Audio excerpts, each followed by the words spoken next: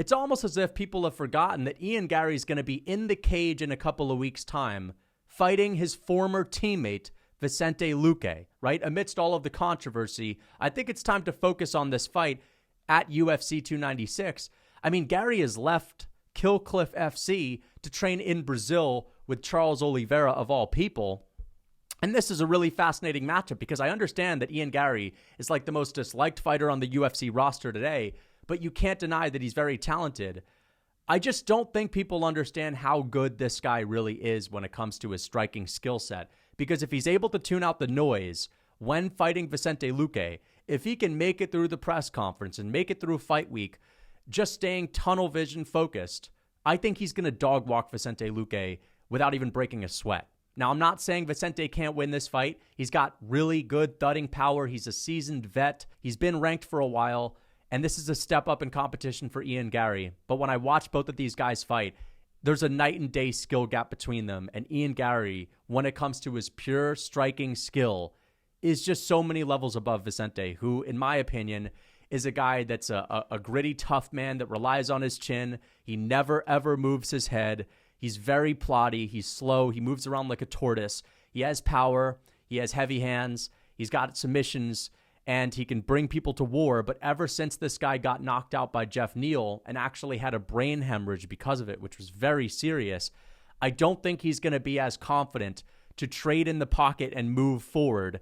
And I think that a guy like Ian Garry that's so good at mixing up his strikes, I mean, I've never seen anyone mix up strikes as well as Ian Garry. And I'm talking about going to the head, body, and legs with all different kinds of weapons. It's going to give the plotty, stationary Vicente Luque issues all day. But, of course, we all know that Ian Garry has a bit of an Achilles heel, and that is his chin. All right, I'm not saying it's toughness. I'm not saying he's got brittle bones, right? He's Irish, not British. But essentially, Ian Garry has a little pea head. It's a very small head. It is certainly not a head that makes you trust in his ability to take a shot just by looking at it, but we've also seen him get dropped in his fights before by guys that are clearly not on his level. But Ian Garry is improving so much from fight to fight. I've just rewatched 3 of his fights back. One with Song Kanon, one with Daniel Rodriguez, and one with Neil Magny. And that Magny fight is a fight that I criticized heavily afterwards, and I'll tell you why. But after I rewatched them, man, I really mean it when I say this. I think this guy is, without a doubt, the best striker at welterweight outside of Wonderboy Thompson when it comes to his purely offensive skill set. And it's not that close. And I actually think he has the best kicks at welterweight outside of Wonderboy Thompson, better kicks than Leon Edwards. Okay? Now, that doesn't mean that he's a better fighter than Leon Edwards, because Leon also has really good wrestling defense, great grappling. He's able to mix things up well, a great fight IQ.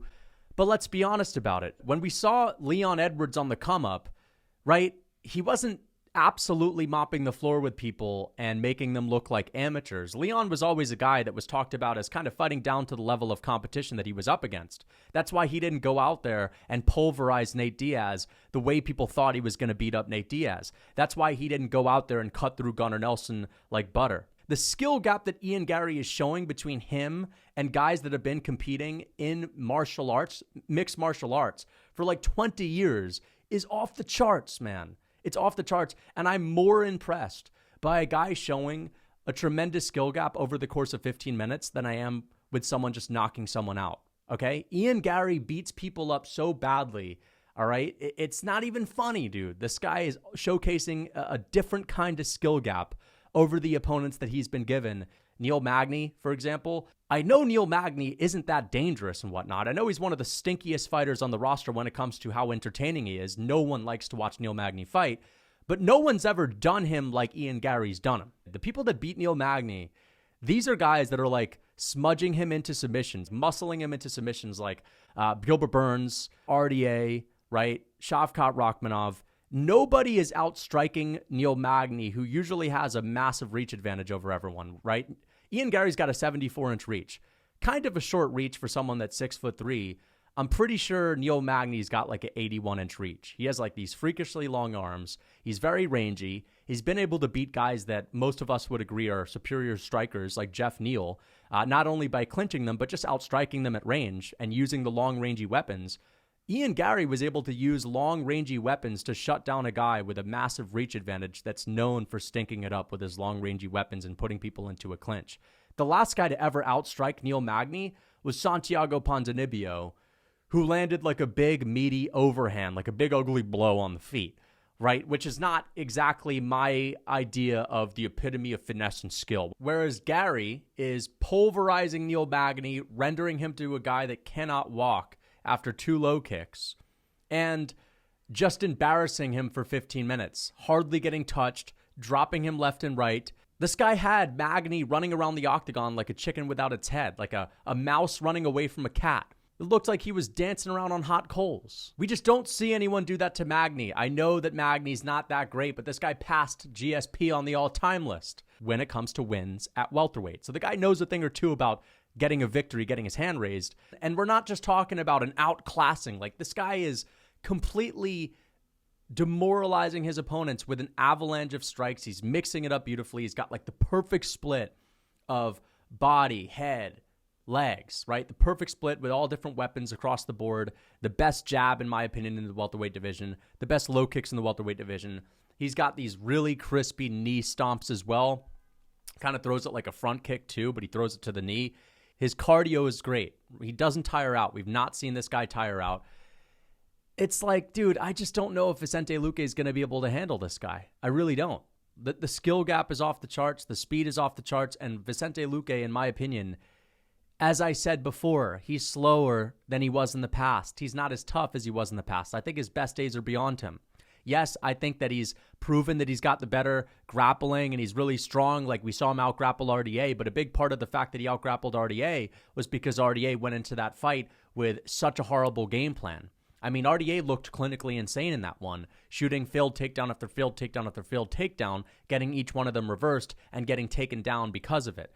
And on the feet, things were actually pretty damn close, right? I didn't see the same Vicente Luque that's willing to put his chin on a firing line and march forward and trade and go to war. And I don't think he can go to war with someone like Ian Garry. I think he's going to have to rely on one big shot, right? Maybe he could take away Gary's footwork with his heavy low kicks, but it's like anything Vicente can do, Garry can do better, except for landing punishing blows to the chin. That's where Garry kind of lacks a little bit, is not only does he not have a long reach, he actually has a 1-inch reach disadvantage going into this fight, but he doesn't have a lot of pop in his hands. I just think he's going to be bamboozling slow man, plotty man Luque. And I don't think that Luque is going to be as willing to get hit. And I just see Ian Garry pummeling the body with roundhouse kicks, destroying the legs of Vicente Luque, keeping him at range, and just popping a jab in his face over and over and over again. Vicente's weakness is that he doesn't move around a lot. He's slow, and his chin is just always there to be hit. He doesn't move his head at all. It's actually so unbelievably true that he made a post about this after the RDA fight. Here it is, and the caption is talking about, I'm trying to work on my head movement and all that, and he's trying to work on it, and I'm sure he can improve. He definitely can.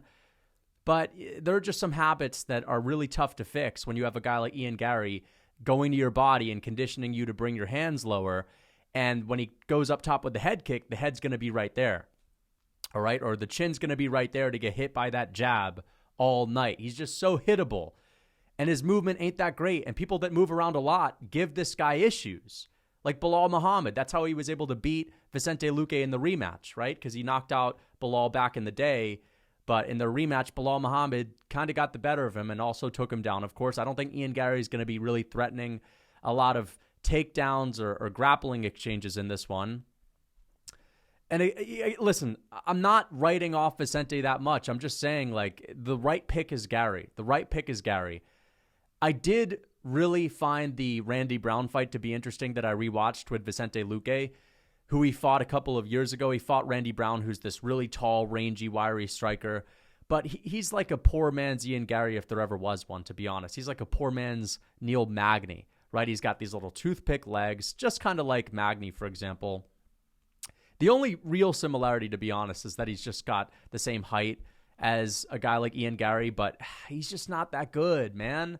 Randy Brown is like the typical NPC, run-of-the-mill guy that goes out there and does a whole bunch of nothing, right? Doesn't actually have like a method to the madness. Couldn't harm a fly, right? I just think that this is going to be a tough one, man. This is going to be a tough one. It's going to be a barrage of strikes in the face of Vicente Luque. And unless he lands that big thudding shot on the pea head of Ian Garry, I don't think he's going to beat him. I think he's going to get fucked up. It gets interesting when you start to think about how the outside noise is going to affect Garry, because we saw in the Adesanya and Strickland fight, there was so much controversy surrounding Adesanya's name, the whole dog situation, of course. And at the press conference, he just had this really nervous energy with Strickland. He was wearing sunglasses, his lips were quivering, and he had this like really shaky energy. And of course, he has like an adrenaline dump in the first round and gets broken because he has a hard time finding the chin of Strickland and is just not able to adjust. And I know Strickland definitely did a good job at making Izzy swing and miss and shutting him down. But let's be honest, Adesanya was a little bit of a broken man going into that fight as well.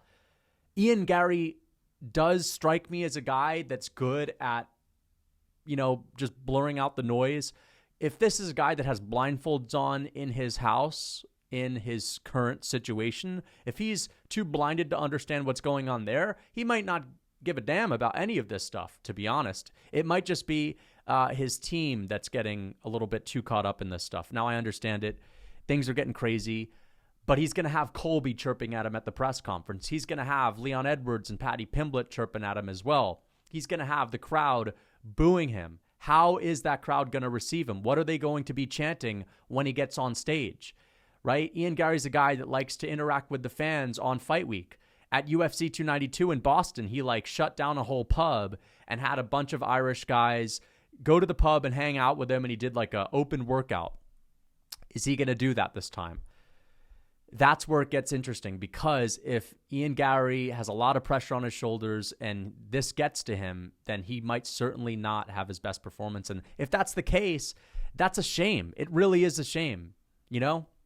I want to see this guy have a good performance, actually. Would I like to see Vicente Luque get it done? It would be a crazy moment, to be honest. I wouldn't mind seeing that as well. But this is Ireland's best representative. This is the guy Ireland has been waiting for years, man. When's the last time we had a good Irish prospect? It was McGregor, right? It sucks that Ian Garry's so unlikable, but when it comes to his talent, it's damn near close. The only thing he's missing is that KO power, but the actual striking skill and finesse, it's there. It's totally there. And again, whether or not you like him, you get to root against him. It's like Izzy. I think that Izzy has a lot more fans than Garry. He has some more redeeming qualities. He's still a total weirdo, don't get me wrong, and I'm not a big fan of Izzy, but I'd be lying if I told you guys that I didn't get hyped for his fight weeks or the build-up to his fights. It's very entertaining, especially when there's a guy that you don't want to root for, right? They bring eyes, they bring attention. And if a guy like Vicente Luque wins, it'll be a crazy moment. It'll be a great moment. But we're not going to have those massive Ian Garry fights, big buildups, right? Because this guy right now is the most relevant name in fighting as of today. I think he's going to have a bigger reception when he walks out to the press conference compared to a guy like Leon and Colby. And there's definitely going to be some heat between Leon and Colby, but at the same time, you get what I'm saying. Ian Garry's going to be the talk of the town. Vicente Luque is dangerous. He's much more dangerous than Neil Magny.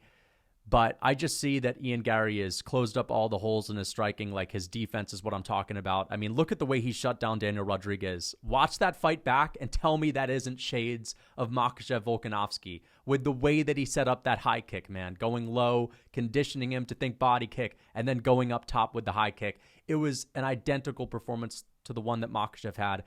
This guy is really out there thinking a whole lot, right? He's got a real fight IQ on him. And I think that Vicente is a little bit too simple. Now, these guys have sparred a lot before, former teammates. They know a lot about each other, but I can't imagine that Vicente Luque is going to improve as much as Ian Garry at this point in his career, because Gary's in his mid-20s. Luque, I think he's in his early 30s, but he's been around for a while. Too simple for Ian Garry. If he can keep things together, if he can have laser focus and stay off of social media or whatever, I think he's going to dominate this fight and make Vicente Luque look like an amateur. But that chin is worrisome. It's very worrisome, but I think he's going to dominate. He's clearly better than Vicente Luque. Hope you guys enjoyed the video. Let me know what you think in the comments. Until next time.